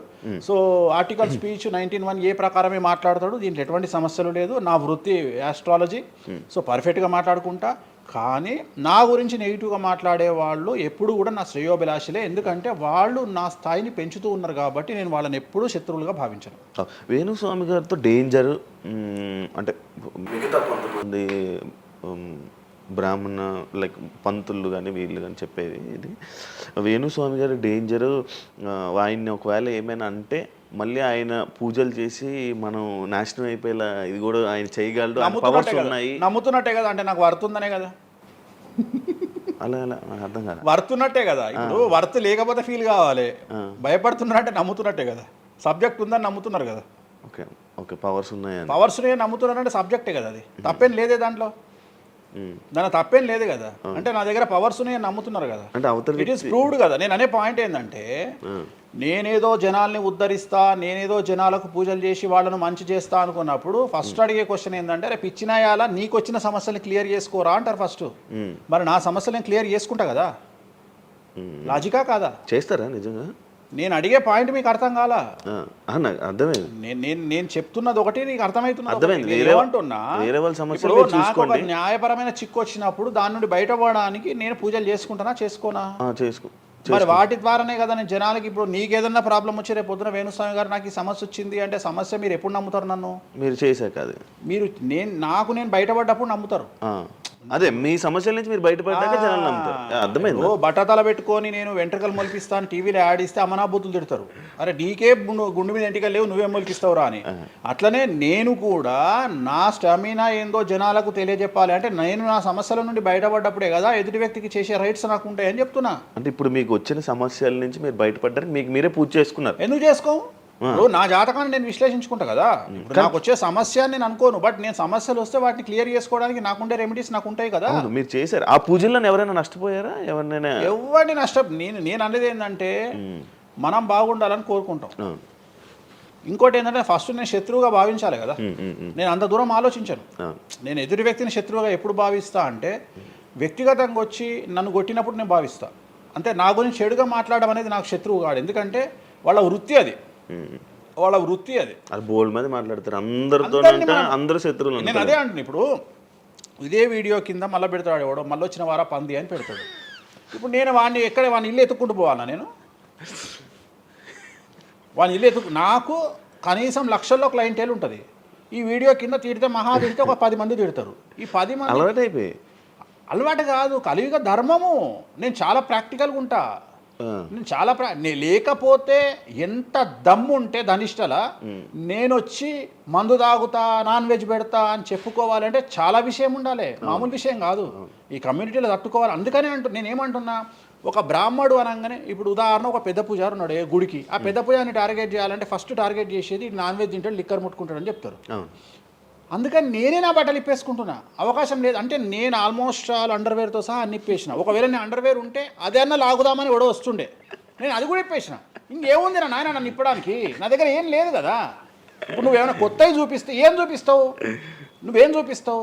సుప్రీంకోర్టు ఇచ్చిన ఆర్డర్ ప్రకారం నేను వేరే అమ్మాయితో పడుకున్నా, అమ్మాయితో ఇష్టంతో పడుకుంటే అది కూడా నాకేం తప్పు లేదు. ఇంకా నువ్వు నాకు ఏం చూపిస్తావు? నేను ఎప్పుడన్నా నేను సామాజికానికి వ్యతిరేకంగా చేసినప్పుడు, శాస్త్రానికి వ్యతిరేకంగా చేసినప్పుడు నువ్వు నా గురించి వ్యతిరేకంగా చూపిస్తావు. అంతే తప్ప నా దగ్గర ఏమున్నాయని చూపిస్తావు? నేను చచ్చే వరకు చూపించలేవు. నేను నన్ను బొందబెట్టే వరకు, నన్ను తగలబెట్టే వరకు నేను తప్పు చేసినా అని చూపించలేవు. నేను చెయ్యను. మీరే చెప్పేసుకుంటున్నారు. నేనే చెయ్యను. నేను ఇప్పుడు పైసలు లేనివాడు, పైసలు పోగొట్టుకున్నవాడు బెట్టింగ్లోకి పోతాడు. లేదా ఇప్పుడు కొత్త వ్యవహారాలు ఉన్నాయి. ఒకడేమో నిధులు దొరుకుతాయని పోతాడు, ఒకడేమో రైస్ పుల్లర్ అని పోతాడు. ఇవన్నీ ఏం కావని తెలుసు, మనకు తెలుసు, వాడికి తెలియదు. వాడు మానసికంగా వీక్ కాబట్టి వాడు సొంతంగా డబ్బులు దొంగతనంగా నాకు అవసరమే లేదురా నాయన. నాకు వేరే వ్యాపకాల నుండి డబ్బులు వస్తున్నప్పుడు లంగ పని చేసే అవకాశం నేనెందుకు చేస్తా? నాకు అవసరమే లేదు. నన్ను లంగ పని చేయమని చెప్తే నేను చెయ్య. నాకు వద్దు. నేను లంగ పని చేసే సవ్వాలే లేదు, నాకు అవసరం లేదు. రెండోది ఏంటంటే నా దగ్గరికి రానంత వరకే నా గురించి నెగిటివ్గా మాట్లాడతారు. ఒక్కసారి నా ఆఫీస్లోకి ఎంటర్ అయ్యారు అంటే వానికే అర్థమైపోతుంది, నీ అమ్మాయి కుల్లా ఉన్నాడు రా నాయన, ఈయనతో వేస్ట్, ఈయన దగ్గర ఏం దొరకదు. రెండవది, ఇవాళ ఎక్కడ పడితే అక్కడ కెమెరాలు పెట్టుకొచ్చేటువంటి స్థాయిలో ఇది మనకు సైన్స్ పెరిగింది. ముక్కు పుల్లలు కూడా పెట్టుకొస్తారు, చౌకమ్మలు కూడా పెట్టుకొస్తారు. నేను లంగ పని చేస్తే కూర్చొని 2 నిమిషాలు దొరకబట్టి టెలికాస్ట్ చేస్తారు. కానీ మాటలున్నాయి, క్లారిటీ సాక్ష్యం లేదు. ఇక మరి ఏం చేస్తాను నేను? పోనీ నేను అందరిలాగా దాచిపెట్టే మనిషిని కాదు, దొంగతనంగా లంగపనంగా డోర్లు అన్నీ కుల్లా ఉన్నాయి. మీరు ఎక్కడికొచ్చినా మాట్లాడి నా ఆఫీస్లో ఏమైనా చేయండి, ఓపెన్గా పూజలు చేస్తా. ఇంకోటి వేరేటోడు పెట్టే కానీ నేనే పూజ పెడుతున్నా. ఇంకోటి రెండోది, బాటిల్ కూడా నా చేతిలో పట్టుకొని అమ్మవారికి నైవేద్యం చేస్తున్నా. పోనీ నేను బాటిల్ దొంగతనంగా ఇది మందు బాటిల్ కాదు అని చెప్తలేను, blue label bottle, royal salute bottle నేనే పోసి మరి అమ్మవారికి నైవేద్యం చేస్తున్నా. ఇంకా ఎక్కడనే దాపరికం ఉంది? ఇంకా బాటిల్స్ కూడా కాస్ట్లీ, అంటే పెద్ద గెస్టులకే అవి పెద్ద వాళ్ళ విఐపీ రేంజ్ని బట్టి పెడతాం. నార్మల్ వాళ్ళు వస్తే వాళ్ళకి తగ్గట్టి వాళ్ళ ఇష్టం. ఇప్పుడు ఉదాహరణ బాలేబాబు చేస్తే మ్యాన్షన్ పెడతాం. ఇప్పుడు కొంతమంది ఎన్ఎస్సి అంటే ఇప్పుడు ఉదాహరణ మొన్న ఎవడో విమర్శిస్తుండు నన్ను. మొన్న ఎవడో ఆయన లారీ కళ్ళద్దాలు పెట్టుకుంటాడు అని ఒక జ్యోతిష్కుడు నన్ను విమర్శిస్తున్నాడు. అంటే అరే లారీ కళ్ళద్దాలు అది కొనాలంటే కాశీదంతా దేకాలి. ఎంత అంటే మన లైఫ్లో దాని వాల్యూ తెలియదు. అదే కుక్కకేం తెలుసు కుసుమపు వాసన, నెయ్యి గురించి ఏం తెలుసు కుక్క కంటే. వాడు ఏదో మాట్లాడతాడు. వాడు మాట్లాడినప్పుడు నేను వాడి మీద పీటీఏ చూపిస్తా. అరే నా కళ్ళద్దాల గురించి మాట్లాడుతున్నాడు, ఆ కళ్ళద్దాలు నీ జీవితంలో చేతులు కూడా పట్టుకొని చూడలేవురా నువ్వు. ఇంకా నువ్వు దాని గురించి మాట్లాడితే నువ్వు ఇక వాడిని కుక్క కంటే హీనంగా నేను చూడాలి తప్ప వాని గురించి వాని మీద నేను సింపతి చూపిస్తా తప్ప నేను కోపానికి ఎందుకు వస్తా? అట్లా చాలామంది విమర్శ చేస్తుంటారు. విమర్శల గురించి మనం పట్టించుకునే. మీకు బ్రాండ్ బట్టలు, బ్రాండ్ స్పెట్స్ అవన్నీ ఎలా అలవాటయ్యాయి? అంటే ఎలా అలవాటయ్యాయి అంటే ఇప్పుడు కూడా చెప్తా, జాతక రీత్యా శుక్రుడు ఎవరికైతే కొద్దిగా నీచంలో ఉంటాడో వాళ్ళు ప్రతి శుక్రవారం నాడు పర్ఫ్యూమ్ కొట్టుకోవాలి. శుక్రుడు అంటే లగ్జరీస్. ఓకే. శుక్రుడు జాతకంలో శుక్రుడు గ్రహం నేను మాట్లాడేది. శుక్రగ్రహం వీక్ ఉన్నప్పుడు ప్రతి శుక్రవారం నాడు పర్ఫ్యూమ్ కొట్టుకోవాలి. అండ్ ఒక పెగ్గు 30 ml కాచేయాలి.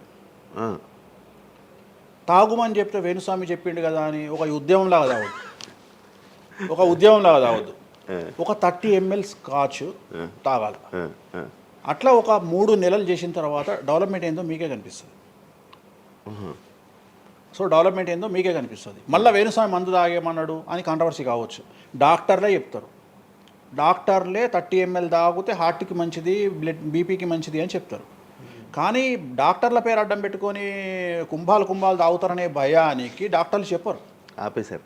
30 ml అనేది చాలా మంచిది. బట్ నేను రోజు తాగమంటలేను. శుక్రవారం నాడు మాత్రమే, అది కూడా శుక్రుడు నీచంలో ఉంటే, శుక్రుడు 6వ ఇంట్లో, 12వ ఇంట్లో, 8వ ఇంట్లో ఉన్న శుక్రుడి మీద శని దృష్టి ఉన్న జాతకరీత్యా మీరు శుక్రవారం నాడు 30 ml పెగ్గు తాగండి నైటు. అది కూడా ఫ్యామిలీతోని మహమ్మద్ రఫీ పాటలు పెట్టుకొని, ఏఆర్ రెహమాన్ పాటలు పెట్టుకొని, ఇళయరాజా పాటలు పెట్టుకొని ఆ పెగ్గు తాగి ఆ పాటలు ఎంజాయ్ చేసి పండుకోండి హ్యాపీగా. సో మీ లైఫ్ ఎట్లుంటుందో చూడండి. నేను మాట్లాడేది వ్యాపారమో ఇతర ఉద్యోగం చేసే వాళ్ళ గురించి కాదు. ప్రత్యేకించి 100 రూపాయల దగ్గర 1,00,000 రూపాయలు సంపాదించగలిగి రియల్ ఎస్టేట్ వ్యాపారులు, వ్యాపారస్తులు, పొలిటీషియన్స్, పెద్ద పెద్ద వాళ్ళ గురించి మాట్లాడుతున్నాను. టీచర్లు, అటెండర్ల గురించి నేను మాట్లాడతలేను. టీచర్ ఎంత తాగినా తాగుడు మిగులుతుంది తప్ప పైసలు రావు, ఎందుకంటే ఆయన జీతం అంతే కాబట్టి. సో ఎక్కడైతే పెరగడానికి ఆస్కారం ఉంటుందో వాళ్ళ గురించి మాట్లాడుతున్నాం. సో ఇది కూడా మంచిది రెమెడీ. సో ఇలాంటి రెమెడీలు చెప్పాలంటే వేణుస్వామి చెప్తాడు కానీ వేరేటోడు చెప్పాడు. ఎందుకంటే వాడికి భయం, మందు తాగమంటే తప్పు. అరే మందు తాగమంటే తప్పు అయితే మందు యాడ్ ఎందుకు వస్తుంది, మందు ఎందుకు తయారు చేస్తారు? సో ఇదన్నీ అందుకనే దేశ కాలమాన పరిస్థితి. కసినో తీసుకుపోయి గోవాలో పెడితేనేమో లీగలు, హైదరాబాద్లో పెడితే ఇల్లీగలు. సో నేను దేశ కాలమాన పరిస్థితులు అందుకనే చెప్తున్నా. దేశ పరిస్థితులు అంటే గోవాలో యాక్సెప్ట్ గేమింగ్ యాక్ట్, ఇండియా హైదరాబాద్లో యాక్సెప్ట్ కాదు. సో అదే చెప్తున్నా. ఒక దగ్గర విడాకులు అనేవి ఇండియాలో కష్టము, అమెరికాలో ఈజీ. అమెరికాలో 10 విడాకులు తీసుకున్నా ఎవడు పట్టించుకోడు. సో ఇవన్నీ కామన్. ఒకప్పుడు ఒక పెళ్లి చేసుకో, రెండో పెళ్లి అనేది చాలా పెద్ద విషయం. ఇవాళ తెలుగు సమాజం కానీ ఎంత గొప్పదైపోయిందంటే 5వ పెళ్లికి కూడా శుభమా అంటూ 5వ పెళ్లి అంటున్నారు. కాబట్టి చాలా వైడ్ రేంజ్ ఆఫ్ థింకింగ్ అనేది మారిపోయింది. కాబట్టి వేణుస్వామి కూడా మారిండు దాంట్లో. సింపుల్, అంతే, ఏం లేదు. ఇనయ మీ ఫ్రెండే సార్? ఇనయ ఫ్రెండ్ అనే పదం తప్పు కదా. ఫాలోవర్స్ ఉంటారు, నా క్లయింట్లు ఉంటారు, నా క్లయింట్లు ఉంటారు, అంతేగాని. తనకి బాయ్ ఫ్రెండ్ రీసెంట్గా బాయ్ ఫ్రెండ్ వచ్చి బ్రేకప్ అయింది కదా, మరి మీరు చెప్పలేదా తనకి? ఇలా నాకు సంబంధం లేదు. మీ దగ్గర కూడా పూజ చేయించుకున్నారు కదా మీ దగ్గర. నేను పూజ చేసింది ఆమె పర్సనల్ ఇష్యూ కోసం కాదు కదా. నేను ఆమె పూజ చేసింది సినిమా కోసం చేసినా. ఇప్పుడు రాజాసార్లు ఆమె చేస్తుంది కదా, ప్రభాస్ సినిమాలో ఆమె యాక్టింగ్ చేస్తుంది. అంతవరకు నా దగ్గరికి 190 మంది వస్తారు కదా, వాళ్ళ గురించి వ్యక్తిగతంగా వాళ్ళని కంటిన్యూగా ఉండేది నాకు లేదు. నాగ చైతన్య శోభిత జాతకాన్ని మీరు చెప్పడం జరిగింది కదా, అది తప్పని ఇప్పటికైనా ఒప్పుకుంటున్నారా? టైం విల్ డిసైడ్ అండి ఏదైనా కానీ. నేను జాతకాలు చెప్తా, పర్సనల్గా నాకు ఎవరి మీద ఏ కోపాలు ఉండవు. వేణుస్వామి జాతకం చెప్పినప్పుడు కామెడీ, 2-3 ఏళ్ళు అయినాక సీరియస్. సో నేను నమ్మింది నేను చెప్పిన,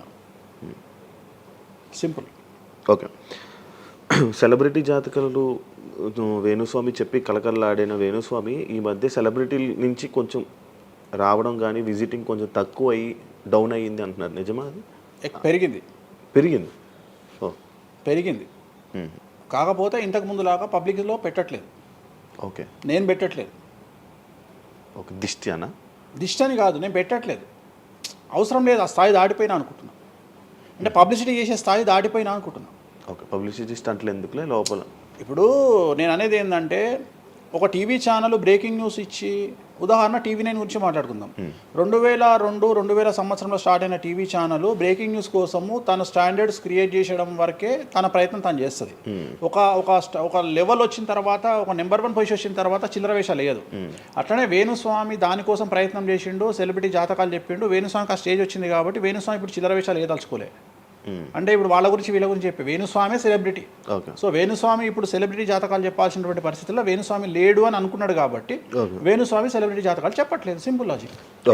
నాకు కావాల్సిన పబ్లిసిటీ కంటే ఎక్కువ వచ్చింది, ఇంకేం చేసుకుంటా నేను? నాకు ఎక్కువ ఎక్స్ట్రీమ్ వస్తుంది, నాకు వద్దు. ఇప్పుడు వేరే వాళ్ళు ఉన్నారు, వాళ్ళు చెప్పుకుంటున్నారు. ఇప్పుడు నేను స్లో చేసినప్పటి నుండి ఆగస్టు నుండి మీరు యూట్యూబ్ చెక్ చేస్తే వేరే జ్యోతిష్కులు వేసుకుంటారు అంతే. ఇప్పుడు వేరే జ్యోతిష్కులు కంటిన్యూగా పోతున్నారు, సినిమా హీరోల గురించి చెప్తున్నారు, పొలిటీషియన్ల గురించి చెప్తున్నారు. నేను తమ్మునేలు చూస్తుంటా కదా, విపరీతంగా చెప్పుకుంటారు. మీ నుంచే స్టార్ట్ చేశారు. నేను అదే చెప్తున్నా. కానీ నేను చెప్తే మనోభావాలు దెబ్బతింటాయి, కానీ వాళ్ళు చెప్తే తినవు. ఎందుకంటే నాకున్న స్ట్రైక్ రేట్ అట్లాంటిది. మీరు వైరల్ కంటెంట్. ఎస్, అదే చెప్తున్నాను నేను. ఇంకా ఆ రీచ్కి వచ్చినా కాబట్టి నేను చెప్పదలుచుకోలే, వదిలేసిన. అంటే ఈ రేంజ్ రావడం కోసం చెప్పినా. ఎందుకు చెప్పొద్దు? రేంజ్ వచ్చాక వదిలేసిన. మళ్ళీ ఇప్పుడు చెప్పే ఆలోచన లేదు. ఇప్పుడైతే లేదు, ఫ్యూచర్లో ఇప్పుడైతే లేదు. నా జాతకం మారి మళ్ళీ నాకు చిమ అంటే చెప్తా. మీ జాతకం ఎప్పుడు మారిపోతుంది? మారింది, ఆల్రెడీ మారింది, మళ్ళీ మారుతుంటుంది కదా. ఇప్పుడు ఎలానో ఎవ్రీ ఇయర్ మారుతుంటుంది కదా జాతకం అనేది. ప్రతి ఇయర్ గురువు మారుతుంటాడు, ప్రతి 2.5 ఏళ్ళకు శని మారుతుంటాడు. సో మారినప్పుడు జాతకాన్ని బేస్ చేసుకొని 12% మన స్వయంకృత అపరాధం ఉంటుంది, 88% జాతకం ఉంటుంది. ఓకే, ఇప్పుడు ఎలానో ఉగాది వస్తుంది, కొత్త ఈ ఇయర్ రాశి ఫలాలు ఎలా ఉండబోతున్నాయి ఏంటి చెప్తారు? ఈ సంవత్సరము వచ్చేటువంటి సంవత్సరం పేరు యాక్చువల్గా మనకు యుగాది అనేది రూపాంతరంగా మారి ఉగాది అయింది. యాక్చువల్గా యుగాది యుగాది అది ఉగాదిగా మారింది. ఈ సంవత్సరము పేరు శ్రీ విశ్వ వసునామ సంవత్సరము. ఈ సంవత్సరానికి అధిపతి రవి అంటే సూర్యుడు. సో ఈ సంవత్సరము ఎలా ఉండబోతుంది ఓవరాల్ సంవత్సరము అంటే, రవి అంటే రాజు, రాజకీయాలు, పబ్లిసిటీ, ఈ మూడు రవి కమాండ్ చేస్తాడు. అంటే ఈ సంవత్సరము బాగా బాగా బాగా ఎఫెక్ట్ అయ్యేటువంటి వాళ్ళలో రాజకీయ నాయకులు నెంబర్ 1 పొజిషన్లో ఉన్నారు. దేశాలు ఉన్నాయి, అంటే దేశాల మధ్యన, రాష్ట్రాల మధ్యన యుద్ధ వాతావరణము, రాజుల మధ్యన వైరము, రాజులకు ప్రాణగండము, రాజులకు కారాగార వాసము, ప్రకృతి వైపరీత్యాలు, మరీ ముఖ్యంగా అగ్ని ప్రమాదాలు, విమాన ప్రమాదాలు, పడవ ప్రమాదాలు, రైలు ప్రమాదాలు, సో అనుకోని ప్రదేశాలలో అగ్ని ప్రమాదాలు, అలాగే సునామీ హెచ్చరికలు, అలాగే నగరాల్లో విపరీతమైన వర్షపాతము, అండ్ మరీ ముఖ్యంగా ఈ సంవత్సరం విడాకుల సంఖ్య చాలా ఎక్కువ. అలాగే వీటిలో పాజిటివ్ తీసుకుంటే ఆడవారికి విపరీతమైన రాజయోగము, అంటే ప్రాముఖ్యత అనేది ఈ సంవత్సరం ఆడవారికి పెరుగుతుంది.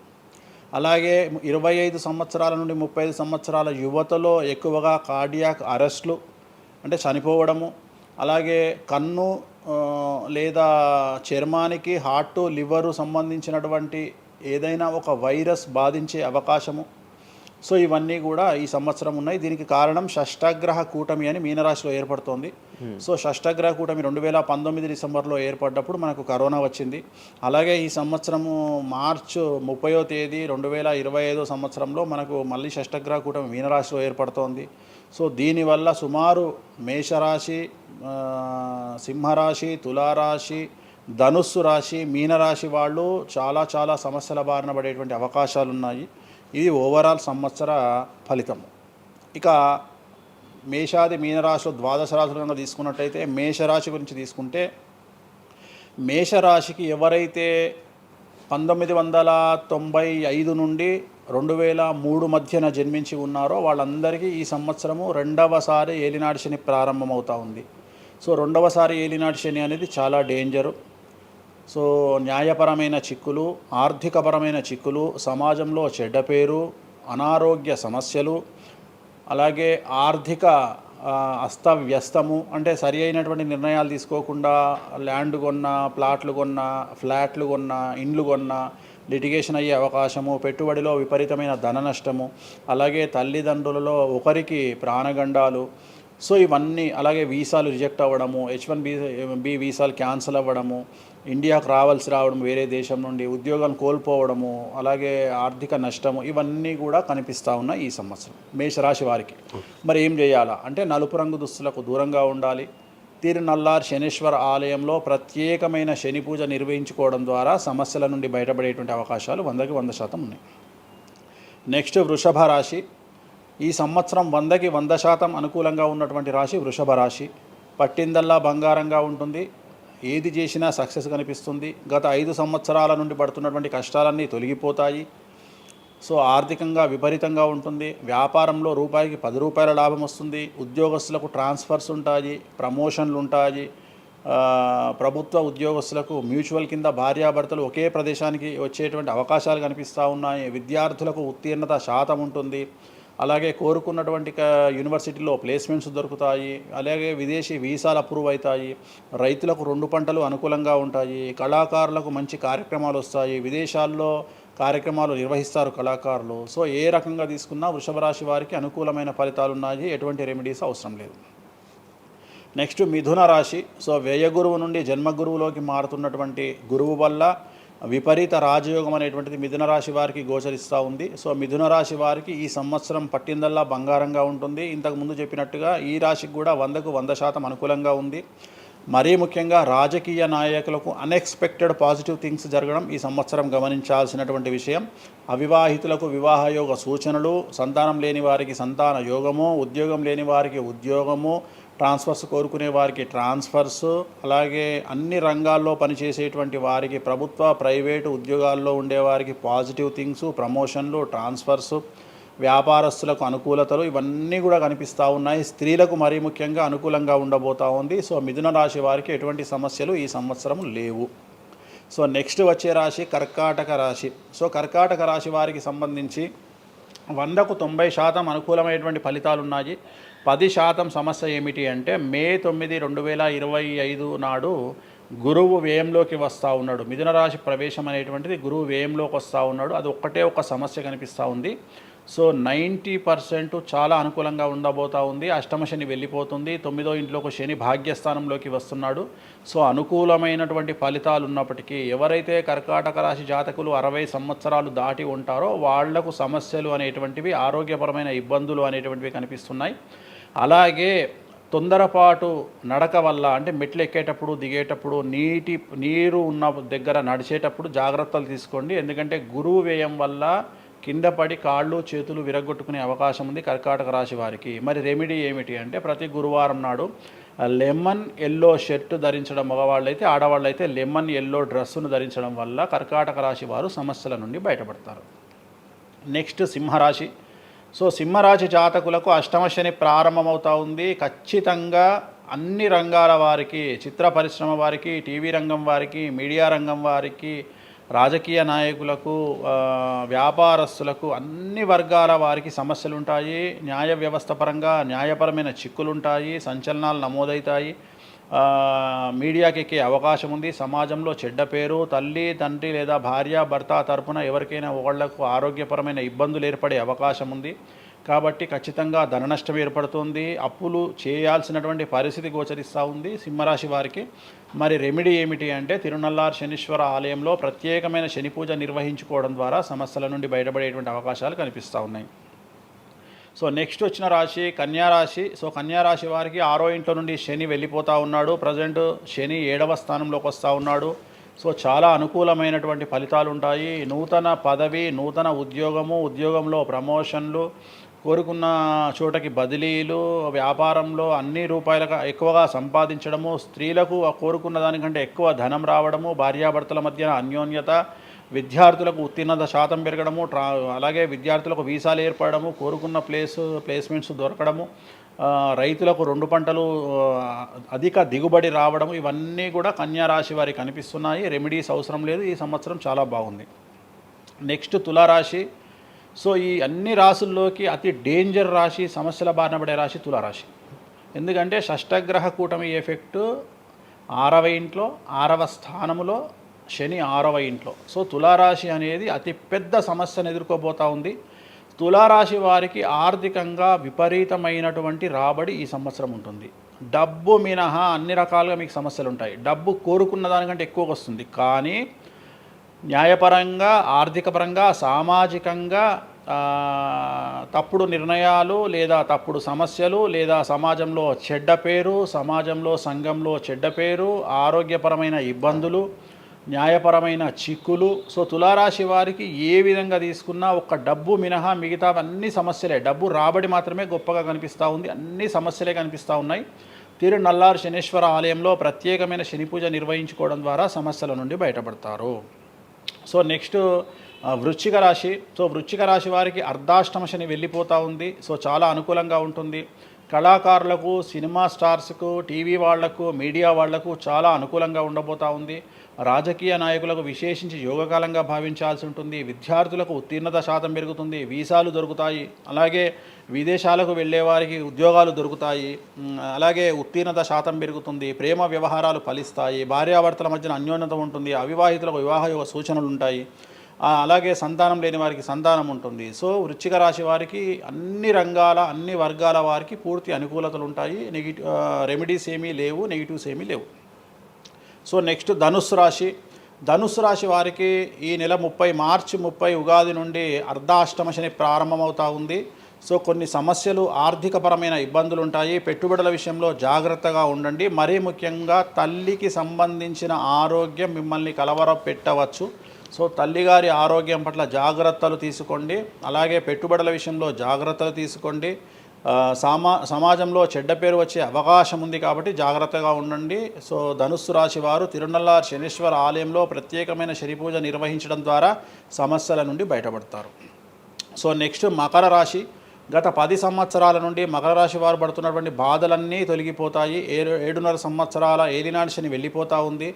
సో పట్టిందల్లా బంగారంగా ఉంటుంది. ఆర్థికంగా, సామాజికంగా, రాజకీయంగా, న్యాయపరంగా, వివాహపరంగా, సంతానపరంగా, అవివాహితులకు వివాహ యొక్క సూచనలు, సంతానం లేని వారికి సంతానము, ఉద్యోగం లేని వారికి ఉద్యోగము, విదేశాల్లో ప్రయత్నం చేసే వారికి అనుకూలతలు, అలాగే ట్రాన్స్ఫర్స్, ప్రమోషన్స్ అన్నీ కూడా అనుకూలంగా ఉన్నాయి. ఎటువంటి రెమెడీస్ అవసరం లేదు. కానీ ఒకే ఒక్క విషయం, భార్యాభర్తల మధ్యలో గొడవలు వచ్చేటువంటి అవకాశాలు కనిపిస్తూ ఉన్నాయి. మకర రాశి వారికి ఎడబాటు కనిపిస్తూ ఉంది. ఆ ఒక్క విషయంలో జాగ్రత్తలు తీసుకోండి, కోపాన్ని తగ్గించుకోండి. సో నెక్స్ట్ కుంభరాశి. కుంభరాశికి 2వ స్థానంలో షష్టగ్రహ కూటమి ఏర్పడుతోంది కాబట్టి ధన నష్టం అనేటువంటిది ఏర్పడబోతూ ఉంది. అతి పెద్ద ధన నష్టం మీరు పెట్టేటువంటి ఇన్వెస్ట్మెంట్ రూపంలో కావచ్చు, భూములు కొన్నా, ఇండ్లు కొన్నా, లేదా ఏదైనా వ్యాపారంలో పెట్టుబడి పెట్టినా చాలా తీవ్రమైన ధన నష్టాన్ని మీరు ఎదుర్కొనే అవకాశం ఉంది. కాబట్టి తొందరపాటు చర్యలు, తొందరపాటు నిర్ణయాలకు దూరంగా ఉండండి. నలుపు రంగు కార్లకు, నలుపు రంగు వస్తువులకు దూరంగా ఉండండి. తిరునల్లార్ శనీశ్వర ఆలయంలో ప్రత్యేకమైన శని పూజ నిర్వహించడం ద్వారా కుంభరాశి జాతకులు సమస్యల నుండి బయటపడతారు. ఇక చివరిదైనటువంటి రాశి మీనరాశి. మీనరాశి వారికి జన్మంలో అంటే మీనరాశిలోనే షష్టగ్రహ కూటమి ఏర్పడతా ఉంది. సో చాలా సంచలనాలు ఉంటాయి. నెగిటివ్సే కనిపిస్తూ ఉన్నాయి, పాజిటివ్స్ ఒక్కటి కూడా కనిపించడం లేదు. ఆర్థికంగా, న్యాయపరంగా, సామాజికంగా, ఆరోగ్యపరంగా, కుటుంబపరంగా అన్ని రకాల ఇబ్బందులు ఎదుర్కొంటారు. సంచలనాలు ఫేస్ చేయాల్సి వస్తుంది. కుటుంబంలో ఆరోగ్యపరమైన ఇబ్బందులు ఉంటాయి, ఆర్థికపరమైన నష్టాలు ఉంటాయి, భార్యాభర్తల మధ్యన గొడవలు ఉంటాయి, ఎడబాటుకు దారితీసే అవకాశం ఉంది. తల్లిదండ్రుల్లో వారికి ప్రాణగండం కనిపిస్తూ ఉంది. సో చాలా సమస్యలు మీనరాశి వారు ఫేస్ చేసే అవకాశం ఉంది. తిరునల్లార్ శనీశ్వర ఆలయంలో ప్రత్యేకమైన శని పూజ నిర్వహించడం ద్వారా ఈ సమస్యల నుండి బయటపడేటువంటి అవకాశాలు ప్రస్ఫుటంగా కనిపిస్తున్నాయి. ఇవి 12 రాశుల వివరాలు. స్వామి, ఇది మామూలుగా పంచాంగం చూసి చెప్తూ ఉంటారు, మీరు ఏం చూడకుండా ఇవన్నీ ఎప్పుడు నోటికి వస్తాయి కదా, ఇంకెందుకు? ఎవరెవరు ఎక్కడున్నారో తెలుసు కదా. అచ్చా. శని కుంభంలో ఉన్నాడు, మీనంలోకి వస్తున్నాడు ఈ నెల 30. ప్రజెంట్ వృషభంలో గురువు ఉన్నాడు, మే 9కి మిథునంలోకి వస్తున్నాడు. Practice makes perfect. రోజు ఒక్క జాతకం రాయడానికి, రోజు 100 జాతకాలు రాయడానికి చాలా తేడా ఉంటుంది కదా. చూసి ఉన్నాం కదా, పెద్ద అవసరం లేదు. టైం లేకుండా జాతకం చెప్పేవాడిని ఇండియాలో నేను ఒక్కడే. పుట్టిన టైం లేకుండా జాతకాన్ని చెప్పేవాడిని నేను ఒక్కడే. నాకు టైంతో పని లేదు. డేట్ ఆఫ్ బర్త్ ఇస్తే చాలు. నాకు చెప్తారా? డేట్ ఆఫ్ బర్త్ ఇస్తే చాలు. టైం వితౌట్ టైం నేను చెప్పేస్తాను జాతకం. ఇప్పుడు ఒకసారి చెప్పనా? నాది ఇప్పుడు చెప్పనా? ప్రాక్టికల్ ఎందుకు అన్ని సంచలనాలు చెప్తా కదా నేను, మళ్ళీ కెమెరా రికార్డ్ అయితే. ఓకే, వద్దులే. నాకు నార్మల్ చెప్పేది అలవాటు లేదు కదా. నా దగ్గరికి రావాలంటే ప్రిపేర్ అయ్యి రావాలి. అంటే నేను సొల్లుపురాని అని చెప్పా, 40 ఏళ్ళకి ఇల్లు కొంటావు, 50 ఏళ్ళకి నరుకుతావు, కొరుకుతావు, ఇవి కాదు. వచ్చే 6 నెలలు జైలుకు పోతావు. నీకు విషయం ఎవరిదైనా. సో ఈ టైంలో డివోర్స్ అవుతుంది, ఈ టైంలో యాక్సిడెంట్ అవుతుంది. అంటే చెడును తెలుసుకోవడం వల్ల చెడు నుండి బయటపడడం ముఖ్యంగా. నేను చెప్పినా చెప్పకుండా నువ్వు కారు కొంటావు. నువ్వు కారు కొనడం అనేది it is very normal, right? నువ్వు ఇల్లు కొనడం అనేది నార్మల్. నా దృష్టిలో చెడు చెప్పడం వల్ల చెడు నుండి తప్పించుకోగలిగితే చాలు అనేది నీ మనిషిని ఎవడు ఆపలేడు. చెడు నాపొచ్చు. ఇప్పుడు నువ్వు బెంజ్ కారు కొనుక్కుంటా అంటే, నువ్వు ఒక BMW కొనుక్కుంటా అంటే నేను ఆపను. కానీ BMW 140 పోతే ఆపుతా. నేనేమంటా, భగవంతుడు నీకు BMW ఇచ్చింది భగవంతుడు, కానీ 180లో పోయే కక్కుర్తి నీకుంటే నేనెవడు కాపాడలేడు. హైదరాబాద్ రోడ్లకు 120 లాస్ట్, 140 పైన బండి షేక్ అవుతుంది ఈ రోడ్లకు. సో 120 కంటే ఎక్కువ పోకు అని చెప్తా. కానీ దేవుడిని అయితే నీకు BMW ఇవ్వద్దు అని నేను చెప్పలేను కదా. సో నీకు BMW దేవుడు ఇస్తాడు. సో నువ్వు స్వయంకృత అపరాధం చేసుకోకుండా కాపాడాల్సిన బాధ్యత నాది. బాబు ఫ్యాటీ లివర్ ఉంది, మందు దాకు. బాబు లంగ్స్ దొబ్బినాయి, సిగరెట్లు ఆపేసాయి. బాబు ఇగో పనికి మాలిన కసినోనో పేకాటనో ఆడకు, ఉన్న ఆస్తంతా సర్వనాశనం అయిపోతుంది. సో ఇవి చెప్పడం నా ధర్మం. అంతేగాని నువ్వు కారు కొంటావు, నువ్వు తోపు అవుతావు, తురుమవుతావు, నువ్వు ఎట్లాగైతావు? ఈ లివర్ మీరు ఎలా చెప్తారు? లివర్ పోయింది ఇవన్నీ జాతకంలో రవి నీచంలో ఉంటే లివర్ పోతుంది. శని రవి కలిసి ఉంటే లివర్ పోతుంది, లివర్ క్యాన్సర్ వల్ల చనిపోతారు. శుక్రుడు రాహు కలిసి ఉంటే ప్రోస్టేట్ క్యాన్సర్ వల్ల చనిపోతారు. చంద్రుడు నీచంలో ఉంటే ఆడవాళ్ళకు బ్రెస్ట్ క్యాన్సర్ వస్తుంది. డాక్టర్లు చెప్తారు కదా. Medical astrology. 100 మంది నాకు హైదరాబాద్లో ఫేమస్ డాక్టర్లు అందరూ నా క్లయింట్లు, నా ఫ్రెండ్స్. జ్యుడిషియరీ మీద నాకు అవగాహన ఉంది. శుక్రుడు రావు కలిసి ఉంటే జైలుకు పోతావు. వాళ్ళు ఏం పోతే మీరు చెప్తుంటారా డాక్టర్లు? డాక్టర్లు ఇప్పుడు నువ్వు డాక్టరు, నువ్వు నాకు ఏం అడుగుతావు అంటే, నీ క్లయింట్ డేట్ ఆఫ్ బర్త్ నాకు ఇచ్చి నువ్వు నన్ను అడుగుతావు ఈయనకి ఏ క్యాన్సర్ వచ్చే అవకాశం ఉంది అంటే నేను ఒక 3 ఆప్షన్లు చెప్తా. 3 ఆప్షన్లు చెప్పినాక నీ క్లారిటీ వస్తుంది. నేను చెప్తా ఆయనకు ప్రోస్టేట్ క్యాన్సర్ వస్తుంది అని చెప్తా. ఎస్ ప్రోస్టేట్ క్యాన్సరే స్టేజ్ 2లో ఉన్నాడు అని చెప్తావు. ఆయన చెప్తాడు. చెప్పినాక ఈయన ఎన్ని రోజులు బతుకుతాడు డాక్టర్ స్వామి గారు అని అడిగితే నేను ఆయన డేట్ ఆఫ్ బర్త్ని బేస్ చేసుకొని ఇక ఇన్ని రోజులు బతుకుతాడు అని చెప్తా. సో ట్రీట్మెంట్ వల్ల ఈయనకి ఏమైనా బెనిఫిట్ అయ్యే అవకాశం ఉందా అని అడుగుతాడు. అంటే అవుతుంది అని చెప్తా. ఎన్ని రోజులు బతుకుతాడు, ఇన్ని రోజులు బతుకుతాడు ట్రీట్మెంట్ చేస్తే. సో మేమిద్దరం కమ్యూనికేట్ చేసుకుంటాం. అంటే డాక్టర్కు నా మీద ఉండే నమ్మకం వల్ల నడుస్తుంది అది. అట్లనే జ్యుడిషియరీ విషయం ఉంది. జ్యుడిషియరీలో ఇప్పుడు ఉదాహరణ ఈడీ కేసు ఉంది, ఎవరి మీద నా జైలుకు పోయిండు. సో ఈడీ కేసులో బెయిల్ దొరకడం చాలా కష్టం. సో నేను బెయిల్ రావడానికి పూజలు చేస్తాను. దానికి కారాగార దోష నివారణ పూజ అని ఉంటుంది. సో ఆ పూజ చేయడం ద్వారా వాళ్ళకి తొందరగా బెయిల్ వస్తుంది. సో దీని మీద అవగాహన ఉండాలంటే జ్యుడిషియరీ మీద అవగాహన ఉండాలి. సో అందుకని నాకున్న సర్కిల్లో నేను ప్రతి విషయాన్ని మాట్లాడతాను. నాకు ఏం అలవాటు, రైతుతో మాట్లాడతా. రైతు సబ్జెక్టు జుడిషియరీ జడ్జి కనిపిస్తే జడ్జితో జుడిషియరీ సబ్జెక్టు మాట్లాడతా. ఏసీపీ కనిపిస్తే ఆయనతో లీగల్ సబ్జెక్టులు మాట్లాడతా. డాక్టర్ కనిపిస్తే గైనకాలజిస్ట్తో గైనకాలజీ మాట్లాడతా. ఇప్పుడు ఉదాహరణ నువ్వు ఇంత మాట్లాడుతున్నావు, నీకు అమ్మాయిల గురించి అవగాహన లేదు, అమ్మాయిల నెలసరి మీద నీకు అవగాహన లేదు. నాకు పూర్తి అవగాహన ఉంది. నా తల్లి, చెల్లి, అత్త, బిడ్డ అందరికీ సంబంధించి 4 రోజులు ఎందుకు టెన్షన్లో ఉంటారో నాకు తెలుసు. నెలసరిలో వాళ్ళని డిస్టర్బ్ నేను చెయ్యను. నా పెళ్ళం నా మీద అరిచినా మూసుకొని కూర్చుంటా, అంతేగాని విడాకులు ఇస్తాను బెదిరియా.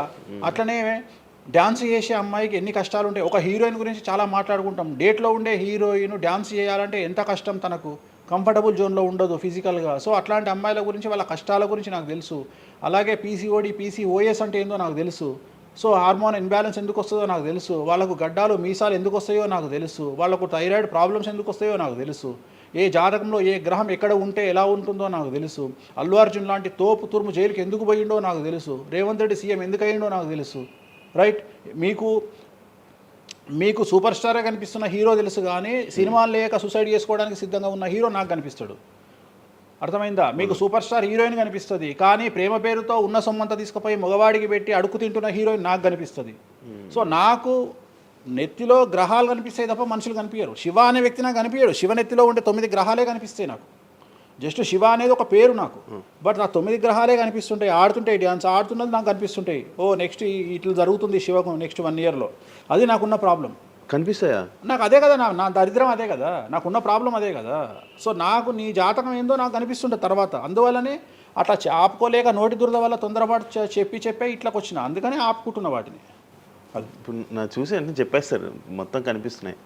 అది ఏదో మన సినిమాలో ఉంటుంది, ఆయనకి మొత్తం ఇక్కడ రాత కనిపిస్తుంటుంది. భగవంతుని దయ అంతే. Okay done. థ్యాంక్ యూ స్వామి గారు. టైం లేక మనం తక్కువ తప్పకుండా మళ్ళీ త్వరలోనే ఒక 4-5 నెలల్లో మళ్ళీ మంచిగా చేద్దాం, మళ్ళీ కలిసి మళ్ళీ మాట్లాడదాం. Thank you so much interview ఇచ్చిన. మరొకసారి ప్రేక్షకులకు శ్రీ విశ్వావసునామ సంవత్సర ఉగాది శుభాకాంక్షలు. ఈ సంవత్సరం అంతా శ్రీ వెంకటేశ్వర స్వామి వారి అనుగ్రహంతో మీకు అన్ని శుభాలే జరగాలని కోరుకుంటూ ఓం నమో Venkateshayya. Thank you so much. చూసారు కదా ఇంటర్వ్యూ. ఇంకో గెస్ట్తో మళ్ళీ మీ ముందుకు వస్తాం. అంతవరకు సీ. బాయ్.